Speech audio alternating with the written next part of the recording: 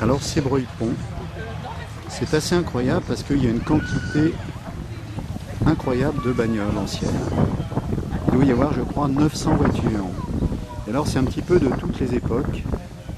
Surtout des voitures à partir des années 30. J'ai vu assez peu jusqu'à présent de voitures beaucoup plus anciennes. Mais il y en a des magnifiques. Alors ça c'est la Fiat. Mais il y a eu aussi des voitures identiques sorties en France sous la marque Rosinger.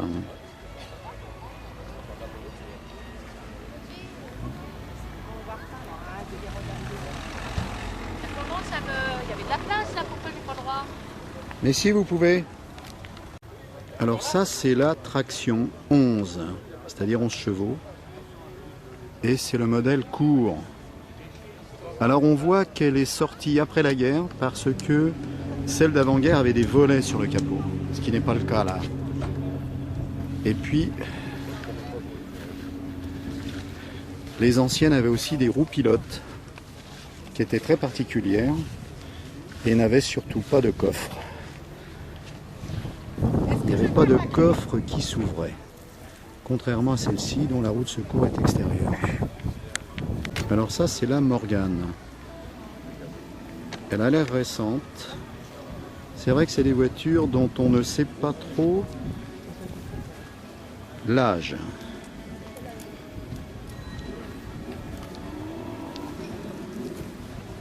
Donc là elle est très belle celle-là. Elle a un beau vert anglais, 29.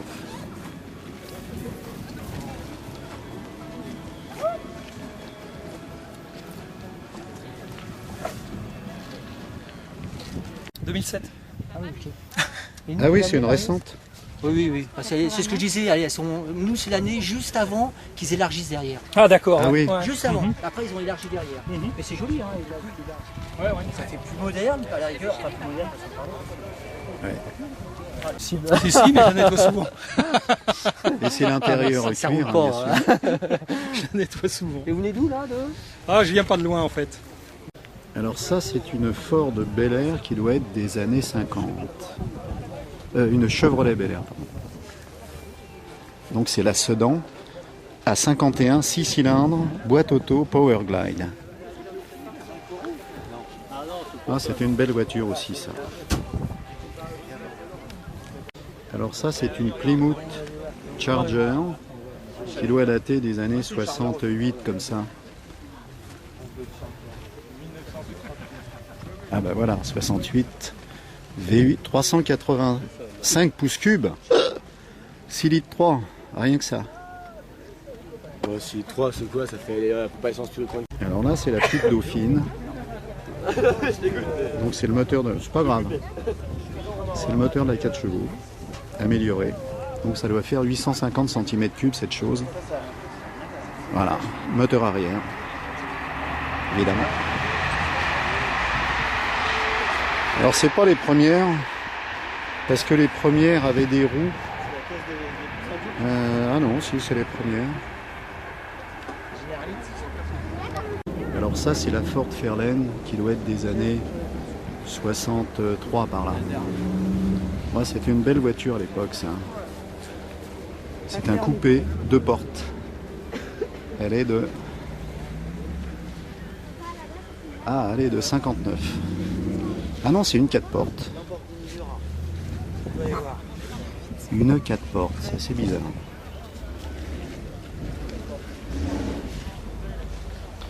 Voilà, c'est les gros bureaux de tabac à l'arrière. Après, il y a la Mustang. Ça, c'est un modèle des années 65. Mustang 65 cabriolet, très belle voiture. Double échappement. Avec le cheval, l'emblème. Voilà. Bon, l'intérieur est pas terrible. Ça, c'est une boîte manuelle. Elle venait en boîte automatique. C'est un 289 pouces cubes.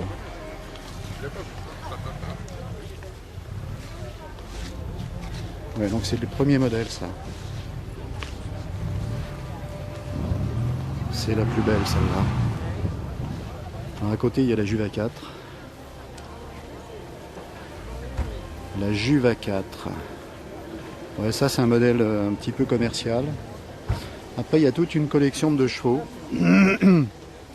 dont une qui a été modifiée, qui est assez jolie d'ailleurs. Mais je sais pas si c'est bien autorisé ce genre de choses, normalement. Elle est pas mal cette petite Dodoche. Voilà, puis l'arrière est pas mal non plus. Cabriolet. Enfin ça c'est une modification de carrosserie à mon avis. C'est un passage aux mines à la clé ça. La TR3 ça. C'est la TR3 ça. Triomphe. Il y a vraiment beaucoup de belles voitures. Ça c'est la Sprite. Austin Oley Sprite. Qui doit dater des années 63, 62. Ouais c'est un tout petit modèle ça. Là il y a la. Ça c'est une Chambord. Oui, parce que ça tenait la route et puis sur le sable. Alors la Chambord, c'est un V8. Elle doit être de 55. De 59 celle-là. 13 chevaux, 2 litres 3, seulement 84 chevaux. 3 vitesses plus une automatique, Rochematic. Ah oui, ça veut dire qu'il y a un overdrive là-dessus. Mais elle a une belle ligne. Ah, c'est pas vrai. Je me disais, mais qui c'est cette dame qui vient poser? Alors ça, c'est l'arrière de la Chambord. Et il y a marqué Rochematic là. Alors c'est pas une boîte auto, c'est un overdrive. Ça veut dire qu'il y a une 4e ou 5e vitesse qui s'enclenche électriquement. Alors voilà par exemple une très belle carrosserie.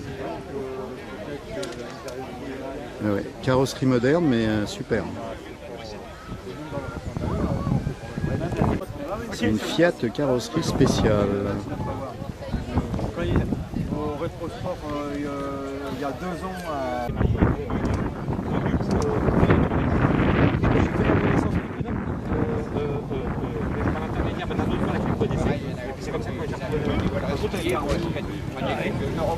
Bon, mais vous êtes bienvenue. Oui, mais merci bien. C'est moi. Alors ça c'est la 15, Citroën 15 chevaux, 6 cylindres, 2 litres 5. Il va y avoir 4 vitesses là-dessus.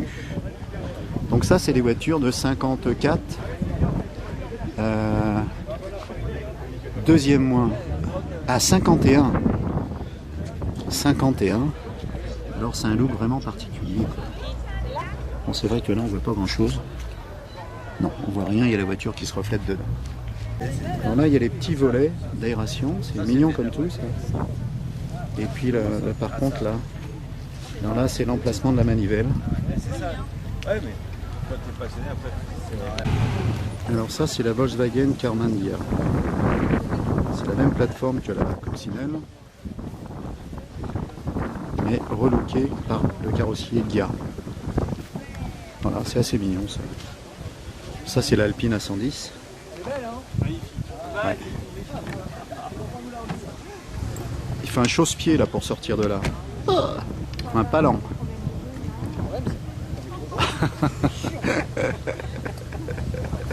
Faut pas avoir de rhumatisme hein, pour avoir une voiture comme ça.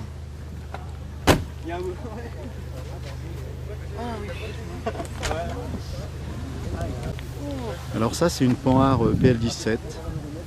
Donc c'est un moteur très faible. Mais ça a été des taxis pendant toute une époque. Les taxis parisiens étaient équipés de Panhard PL17. Donc c'est un bicylindre. Ça c'est une 202 Peugeot. Alors la 202 Peugeot, c'est la petite sœur de la 402, qui était un modèle beaucoup plus grand. Et alors la particularité, c'est les roues pilotes. Et puis aussi, c'est les phares rapprochés. Alors les phares rapprochés, ça donne ça. C'est très spécifique des Peugeot de l'époque. Donc ça, c'est des voitures d'avant-guerre. 1939. Alors là, dans la foulée, une Morgane, un cabriolet Volkswagen Karmann Ghia, une Dauphine. Là, en fait, c'est une copie de Morgane. Ça ressemble à une Morgane, mais c'en est pas une. Voilà, c'est assez chouette d'ailleurs. Et ça, c'est anglais, ça. Il est encore carrément à bien vendre. Ouais.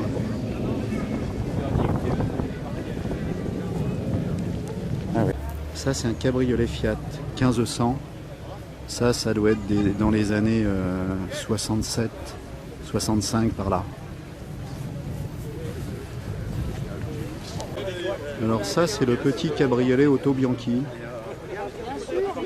Ouais, ça doit dater des années 65, ça. Bon, c'est minuscule. C'est sur la base de la Fiat 500. Voilà. Alors c'est assez rudimentaire. Bon, il n'y a quasiment rien là-dedans.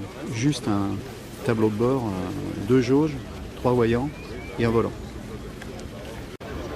Alors ça, c'est une voiture de rêve, c'est la Caterham. Donc Caterham, c'est une réplique plus ou moins de la Austin 7 des années 60. Alors ça vient en kit ou alors c'est directement fabriqué par des boîtes en Angleterre. Bah, la preuve, c'est que celle-là, elle a la conduite à droite. Bon, c'est carrément un bolide de course, quoi. Et c'est ce qui fait tout son charme. Parce que conduire un truc comme ça, ça doit être le pied. Voilà, ça fume là. Alors là, c'est la traction cabriolet. Pas mal. Alors ça, c'est l'Austin LA 3000. Voilà. 3000 MK2. Voilà, la bête.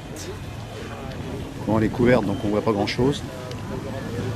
Là, il y a pas mal de belles voitures, là.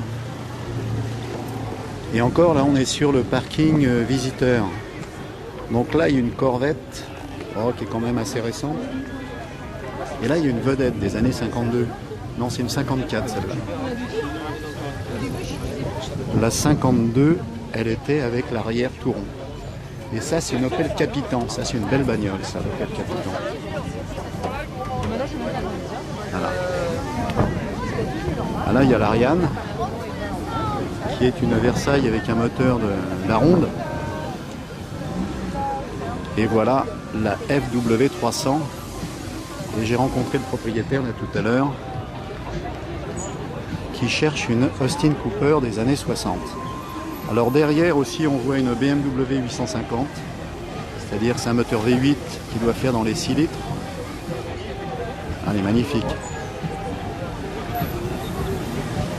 Elle est superbe. C'est une belle bagnole. Avec un super bruit. Donc quand on passe à la pompe, là, avec ça, c'est autre chose. Alors non, c'est pas l'hôtel, c'est pas l'Opel Capitan, c'est l'Opel Amiral. Je crois que c'est la gamme au-dessus. Avec boîte de vitesse automatique, ça ressemble beaucoup à une américaine.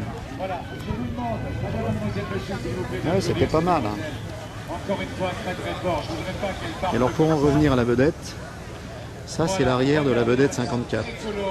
C'est-à-dire que la vedette 52, elle était toute ronde, c'est-à-dire il n'y avait pas cette protubérance du coffre. Alors ça c'est une Camaro qui doit être des années 68-69. Puis après là il y a toute une collection de Corvettes de ces mêmes années mais pas très anciennes. Et là je vois un Hot Rod qui se cache derrière une Mustang. Collection complète de Cadillac. Ah non, il n'y a pas. Il y a 2 Cadillac, mais au milieu, ça ne doit pas être une Cadillac, ça doit être une Chrysler. Chrysler 300. C'est la même dénomination que les Chrysler actuelles.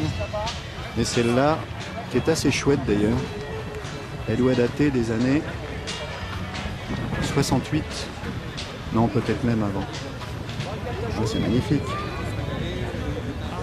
Voilà, avec des boutons partout. Et je crois que la boîte de vitesse...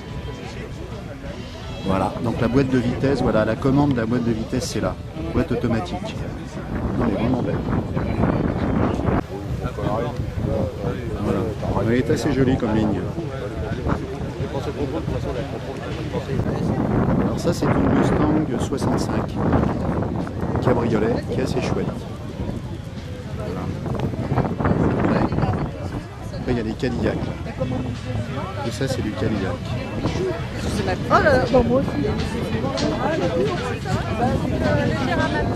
Ça c'est une Oldsmobile 88 cabriolet. Ça c'est une Pontiac Transam, c'est-à-dire c'est pas la Camaro, c'est la rue Transam. Côté c'est une Chevrolet.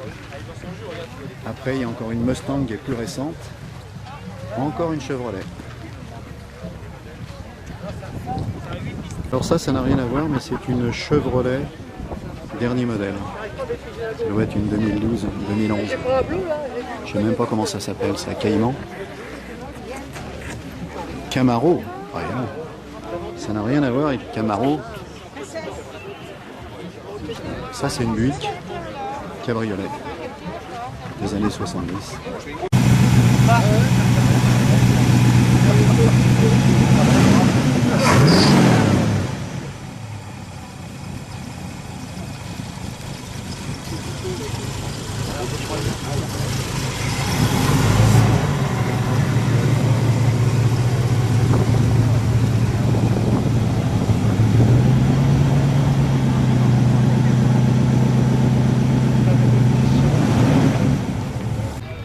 Alors voilà les fameuses roues pilotes qui étaient montées sur des tractions jusqu'à les années 40 je crois. Voilà, superbe, c'était Michelin qui fabriquait ça. Magnifique roue. Celle-là est belle. Alors celle-là, la particularité d'être, c'est une familiale celle-là. La particulier de la familiale, c'est qu'elle possédait des sièges. Ah, il n'y a pas des sièges. Alors là, une belle brochette de Mustang.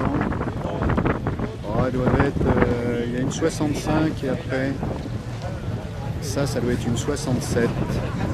Et après, le look a changé, ce qui est dommage d'ailleurs. La plus belle, c'est la 65. Voilà, c'est déjà un modèle plus, un petit peu différent. Ils ont changé la calandre et ils ont collé des feux à la con. Ce qui fait que ça va. Alors ça, c'est caractéristique des voitures des années 50-55. Alors voilà la gueule que ça a, les ailerons à outrance qui n'en finissent plus, des formes assez arrondies. Et puis là, il y a la Ford Thunderbird qui était un modèle après le super modèle qu'ils ont sorti, là, qui était plate comme une limande. Et là, ça commence déjà à s'arrondir. Et franchement, ça perd beaucoup en élégance par rapport au modèle précédent. Mais ça, c'est la spécialité des Américains. Ils font des super modèles. Et puis, ça évolue bizarrement, quoi. Ça devient mastoc. Et voilà, on arrive à un engin comme ça, quoi.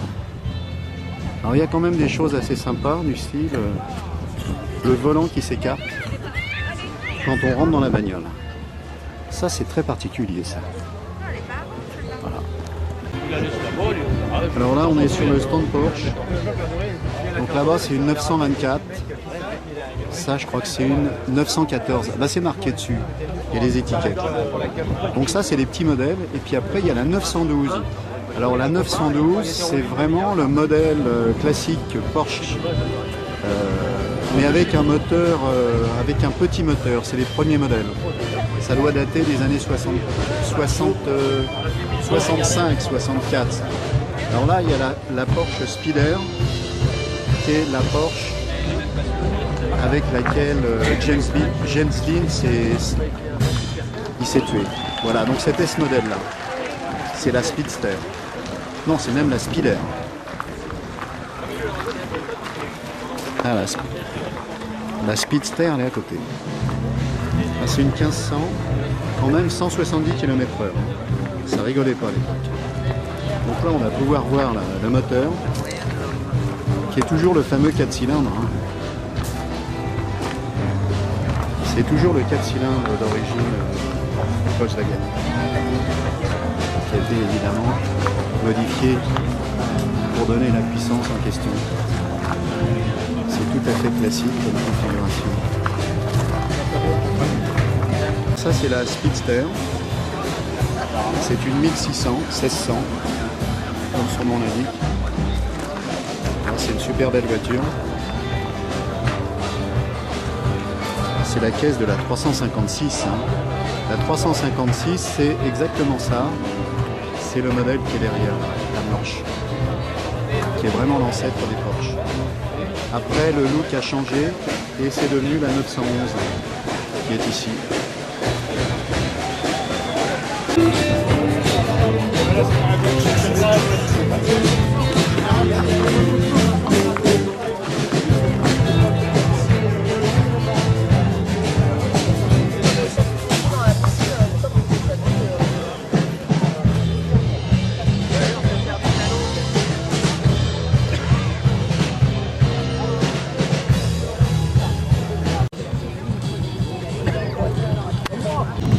Il y a quand même de très jolies choses.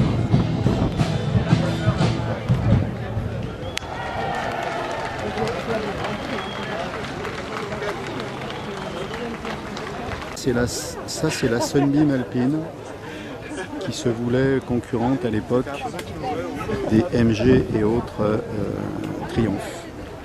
Mais bon, c'était pas très sportif ça comme voiture. On le voit tout de suite d'ailleurs aux jantes qui sont des jantes tout à fait de voiture standard.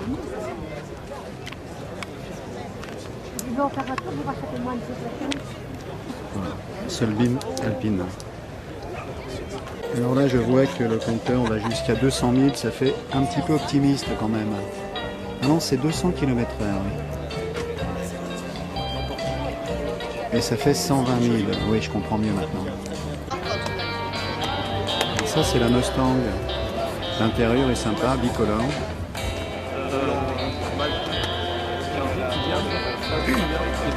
C'est une boîte auto. Ah ouais, parce que si vous n'avez pas accéléré, c'est chiant. Alors ça c'est particulier, c'est vraiment les premières, c'est les années 65, avec le bouchon de remplissage d'essence au milieu. Ça c'est une petite voiture marrante, qui était un petit peu sur le style des 4 chevaux Renault. Donc c'est la Dinah Panhard. Alors Panhard avait la particularité de faire des voitures tout en aluminium. Et là en plus il y a une boîte presque automatique, s'appelle une boîte Cotal, avec le passage des vitesses au volant. Voilà, c'est une boîte électrique. Bon, ça c'est une voiture qui date des années 50, on va dire. D'ailleurs, on retrouve un petit peu le look de la 4 chevaux. À côté, on a une Viva Stella. Alors ça, c'est le gros bazar. C'est un moteur 6 cylindres en ligne. Et celle-là, elle est encore une carrosserie particulière. Parce que il y a vraiment, c'est le phaéton S. Bender.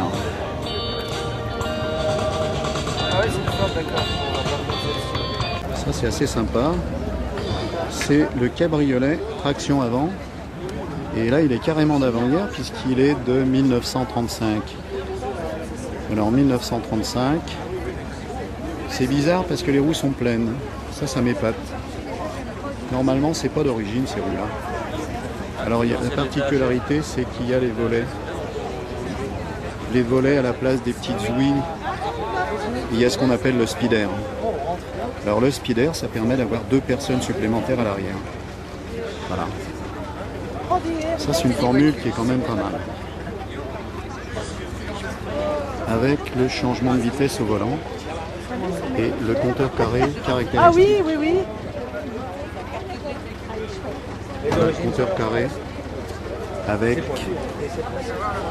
les différents cadrans à droite. Là, il y a l'ampèremètre. Il y a même le pot de fleurs là-bas. On peut mettre une petite rose. Mais on m'a dit, oh, laisse-moi comme ça, c'est bidon. Et la motopompe est pareil, dans le même état. Il marqué de bouton derrière, mais dans le même jus. Non, parce que ça donne du vent. C'est la peinture des poches. Ah, il a fini. Ah ouais, non, ouais. Ouais, voilà, Ça n'est pas abîmé. c'est ça, c'est des fois, ça passe pas. Ouais. Alors ça c'est la prairie bétaillère. Voilà. Le Neubourg. Germain. Les bestiaux on les met là, avec de la paille. Il se porte bien celui-là. Ils sont sages, hein. Ils font pas de bruit, hein. Ça, c'est la Rosalie 1939. Donc ça, c'est une des premières voitures avec ce qu'on appelle un moteur flottant, c'est-à-dire monté sur amortisseur, caoutchouc, cylinder bloc, on va dire, et qui donnait pour la première fois à la voiture un confort exceptionnel, c'est-à-dire qu'il n'y avait pas de vibration et le moteur, on ne le sentait pas tourner, quoi. Donc voilà, Rosalie. Après, ça doit être une C4. Voilà, la C4 qui est donc l'ancêtre de la Rosalie.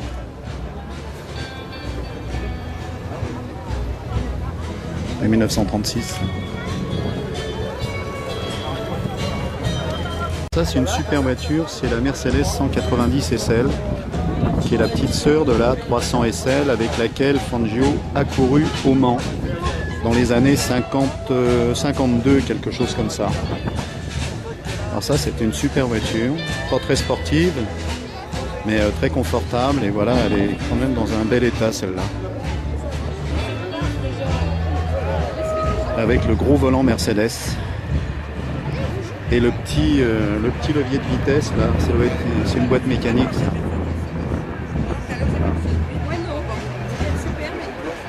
Elle est très belle. Alors, elle aurait besoin d'être restaurée, mais elle a une jolie ligne. Elle est plate. Elle donne une impression de puissance. Et c'était une belle routière. Ça, c'est un tricycle. Alors, je vois la marque Griffon, trimoteur. Il y a eu les motobécanes aussi, exactement, basées sur le même modèle. Tout à fait. Donc c'était les voitures de livreurs, ça. Ah ouais, livreurs, les marchands de glace, les pains de glace. Oui, oui, exactement. Les pains de glace, moi je connais avec les gens, avec leurs pains de glace, je les voyais chez... Alors ça, c'est une voiture que j'ai eue, c'est la Simca 8 ou Simca 9. La particularité, c'est que les portes s'ouvrent par le milieu. Et il n'y a pas de montant central. Bon, c'est pas les feux d'origine, ça.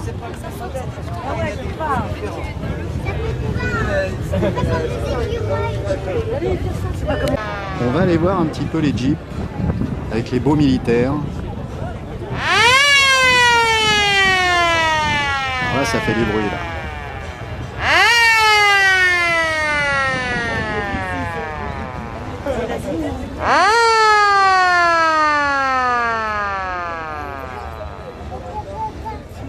Elle aime ça, le petit.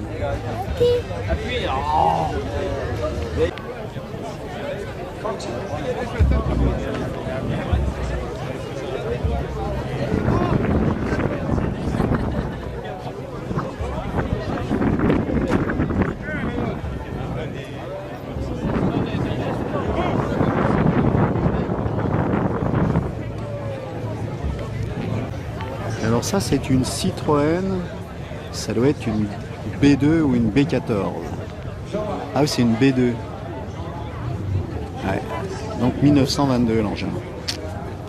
Très belle. Très très bien restaurée. Elle est magnifique.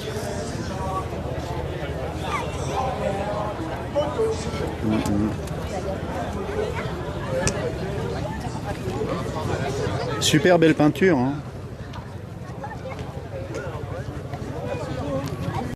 Ça, c'est déjà plus récent, mais c'est pas mal.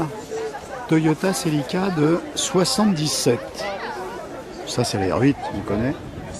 Et là, il y a une super caisse qui s'appelle l'Alfa Romeo Montréal. Et elle a un moteur V8. Et elle est magnifique. Elle a des petites visières sur les phares qui la rend très sexy. Alors là, c'est un moteur de 200 chevaux quand même pour l'époque, c'est pas mal. Hein. Et elle est de 75. Super belle bagnole. Voilà. Quand on voit déjà le tuyau d'échappement, là, les échappements qui sortent. Alors encore une Caterham. Bah, c'est toujours dérivé de l'Austin 7. Donc avec différentes motorisations. Alors là, c'est marqué Super 7 Sprint. Ouais, donc ça, c'est l'Austin 7 d'origine. Bah, c'est quasiment un bolide de course. Conduite à droite. Ce qui est marrant, c'est le petit levier de vitesse là.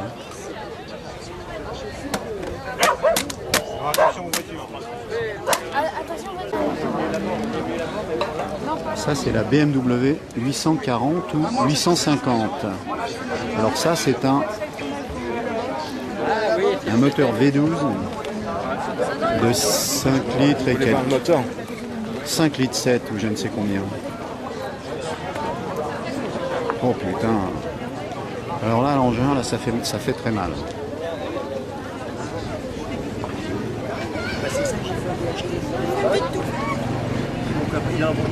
Là, c'est super. Alors à côté, on a la... Ça doit être la Chambord. Chambord qui a été une très belle voiture dans les années 55-56, qui était quasiment une copie de voiture américaine. Avec évidemment les ailerons arrière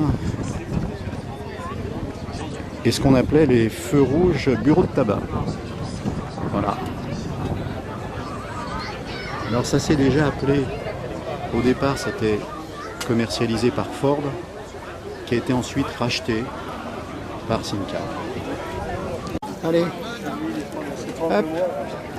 Quand elle a son harnais, elle se trompe de moi. Elle est adorable. Oui, elle est. La pause. Comment elle s'appelle? Paulette. Paulette? Non, Follette. Ah, Follette. voilà. Et Follette? Follette. Ah, la petite fofolle.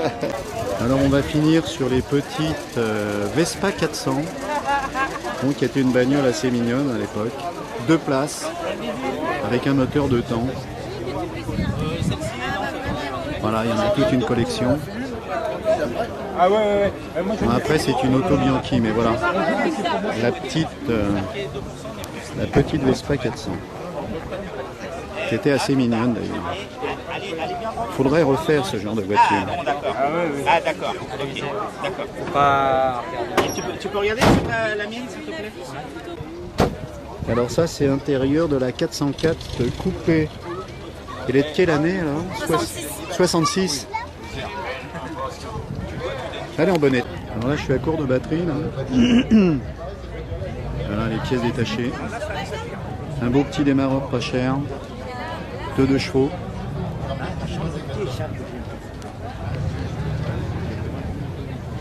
Ça c'est une roue de Renault ça. Celta 4.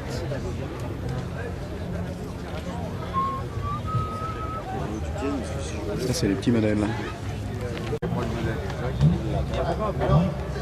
Il y a un peu de tout là. Les pédales. Des pièces en bois, déjà il y avait des pièces en caoutchouc dessus.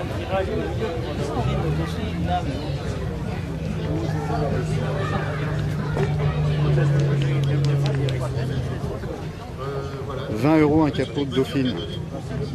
C'est pas cher, les Solex.